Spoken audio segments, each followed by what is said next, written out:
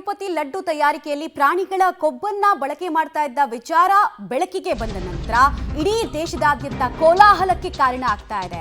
ಹಿಂದೂಗಳ ಶ್ರದ್ಧೆಯ ಜೊತೆಗೆ ಇದೆಂತ ಚೆಲ್ಲಾಟ ಅನ್ನೋ ಪ್ರಶ್ನೆ ಎದ್ದಿದೆ. ಲಡ್ಡು ಪ್ರಸಾದದಲ್ಲಿ ಕಲಬೆರಕೆಯಿಂದ ಅರ್ಚಕ ವೃಂದ ಕೂಡ ಆತಂಕಕ್ಕೆ ಒಳಗಾಗಿದೆ.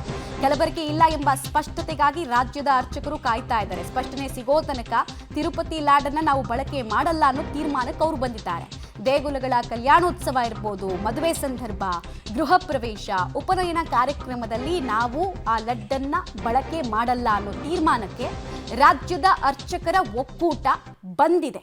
ಕಾರಣ, ಎಲ್ಲಿ ನಾವು ಆ ಲಡ್ಡನ್ನ ಸೇವಿಸಿ ಅಥವಾ ಸೇವನೆಗೆ ಕೊಟ್ಟು ಅವರನ್ನೂ ಧರ್ಮಭ್ರಷ್ಟರನ್ನಾಗಿ ಮಾಡೋದಲ್ಲದೆ ನಾವು ಧರ್ಮಭ್ರಷ್ಟರಾಗ್ಬಿಡ್ತೀವಿ ಅನ್ನೋ ಆತಂಕ.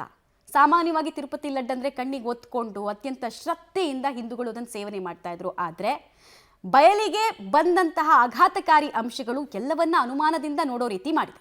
ದೇವರ ದರ್ಶನಕ್ಕೆ ಹೋದವರು ದರ್ಶನ ಮಾಡಿ ಲಾಡು ತೊಗೊಳ್ದಿರ ಬರೋದೇ ಇಲ್ಲ. ಆ ಲಾಡು ತಂದು ಮನೆಗೆ ಅವ್ರ ಮನೆಗೆ ಬಂದು ದೇವಸ್ಥಾನದಲ್ಲಿ ಇಟ್ಬಿಟ್ಟು ನೈವೇದ್ಯ ಮಾಡಿ ಆಮೇಲೆ ಭಕ್ತರಿಗೆ ವಿತರಣೆ ಮಾಡ್ತಾರೆ. ಅಂಥ ಪ್ರಸಾದಕ್ಕೊಂದು ಚುಕ್ಕೆ ಬಂದುಬಿಟ್ಟಿದೆ. ಹಲವಾರು ರೀತಿ ನಾನಾ ಥರ ಅದಕ್ಕೆ ಏನೇನೋ ಕೆಲವೆಲ್ಲ ಮಿಕ್ಸ್ ಮಾಡಿ ಮಾಡ್ತಿದ್ದಾರೆ ಅಂದ್ಬಿಟ್ಟು ಮಾಧ್ಯಮದಲ್ಲಿ ನೋಡಿದ್ರಿ, ಟಿ ವಿಲಿ ನೋಡಿದ್ರಿ, ಚಂದ್ರಬಾಬು ನಾಯ್ಡು ಹೇಳಿದ್ದು ನೋಡಿದ್ರಿ ನಾವು. ಇದೆಲ್ಲ ನೋಡಿ ನಮ್ಮ ಅರ್ಚಕರಿಗೆಲ್ಲ ಭಾಳ ಬೇಜಾರಾಗ್ತಾ ಇದೆ. ಒಂದು ಮದುವೆ ಆಗಲಿ 100 ಲಾಡು ತರಿಸ್ತಾರೆ, ಒಂದು ಕಲ್ಯಾಣೋತ್ಸವ ಆಗಲಿ 100 ಲಾಡು ತರಿಸ್ತಾರೆ. ಪ್ರತಿ ಶನಿವಾರ ಲಾಡು ವಡೆ ಬರುತ್ತೆ. ಅಲ್ಲಿಗೆ ಜನ 4 ಗಂಟೆಗೆ ಹೋಗಿ ಕ್ಯೂ ನಿಂತ್ಕೋತಾರೆ ಆ ಲಾಡು ತೊಗೊಳಕ್ಕೋಸ್ಕರ. ಇದೆಲ್ಲ ನಮಗೆ ಭಾಳ ಈ ನಡುವೆ ನೋಡಿ ಬೇಜಾರಾಗ್ತಾ ಇದೆ. ದಯವಿಟ್ಟು ತಿರುಪತಿಯಿಂದ ನಮಗೆ ಕ್ಲಿಯರೆನ್ಸ್ ಸಿಕ್ಕೋವರೆಗೂ ಇಡೀ ಕರ್ನಾಟಕದಲ್ಲಿ ತಿರುಪತಿ ಲಾಡು ನಮಗೆ ಬೇಡ. ನಾವೆಲ್ಲ ಅರ್ಚಕರಿಗೆ ಹೇಳ್ತಾ ಇದ್ದೀನಿ, ಯಾವುದೇ ಕಾರಣಕ್ಕೂ ಲಾಡು ತರಿಸ್ಬೇಡಿ.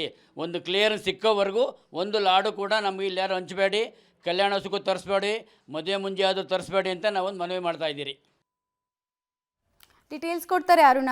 ಈಗಾಗಲೇ ಚಂದ್ರಬಾಬು ನಾಯ್ಡು ಅವರು ಒಂದು ಸ್ಪಷ್ಟನೆ ಕೊಟ್ಟಿದ್ದಾರೆ, ನಂದಿನಿ ತುಪ್ಪವನ್ನು ನಾವು ಬಳಕೆ ಮಾಡ್ತೀವಿ ಅಂತ. ಸ್ಟಿಲ್ ಆತಂಕ, ಅನುಮಾನ ಇರೋದು ಯಾವ ಕಾರಣಕ್ಕೆ? ಧರ್ಮಭ್ರಷ್ಟರಾಗ್ತೀವಿ ಅನ್ನೋ ಆತಂಕನ, ಶ್ರದ್ಧೆಯ ಜೊತೆಗೆ ಚೆಲ್ಲಾಟ ಆಡಿದ ಪರಿಣಾಮನ, ಇದನ್ನು ದೂರ ಮಾಡಬೇಕಾದಂತಹ ಜವಾಬ್ದಾರಿ ಯಾರ್ಯಾರ ಮೇಲಿದೆ?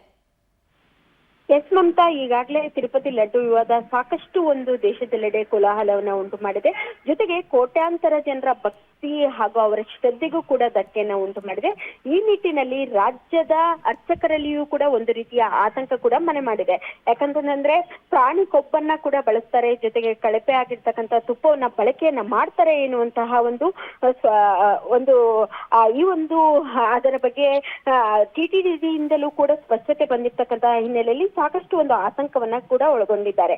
ಹೀಗಾಗಿ ಭಕ್ತರು ಅಂದ್ರೆ ಅರ್ಚಕರ ಒಕ್ಕೂಟ, ರಾಜ್ಯ ಹಿಂದೂ ಅರ್ಚಕರ ಒಕ್ಕೂಟ ಒಂದು ನಿರ್ಧಾರವನ್ನ ಮಾಡಿದೆ.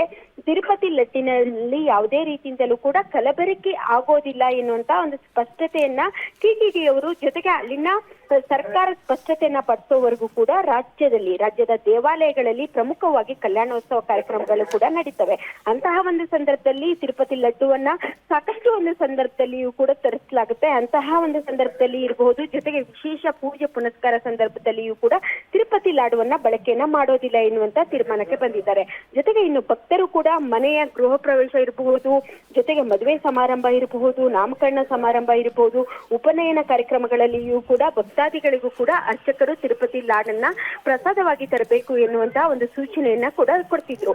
ಈ ನಿಟ್ಟಿನಲ್ಲಿ ತಿರುಪತಿ ಲಡ್ಡುವನ್ನ ತರಿಸ್ತಾ ಇದ್ರು. ಆದ್ರೆ ಈ ಒಂದು ಸ್ಪಷ್ಟತೆ ಸಿಗೋವರೆಗೂ, ಅಂದ್ರೆ ಕಲಬೆರಕೆಯನ್ನ ಮಾಡೋದಿಲ್ಲ ಎನ್ನುವಂತ ಸ್ಪಷ್ಟತೆ ಸಿಗೋವರೆಗೂ ಕೂಡ ಉಪಯೋಗಿಸ್ತಾ ಇರಲು ನಿರ್ಧಾರವನ್ನ ಮಾಡಿದ್ದಾರೆ. ಮಮತಾ, ಧನ್ಯವಾದ ಅರುಣ ತಮ್ಮೆಲ್ಲ ಮಾಹಿತಿಗಾಗಿ.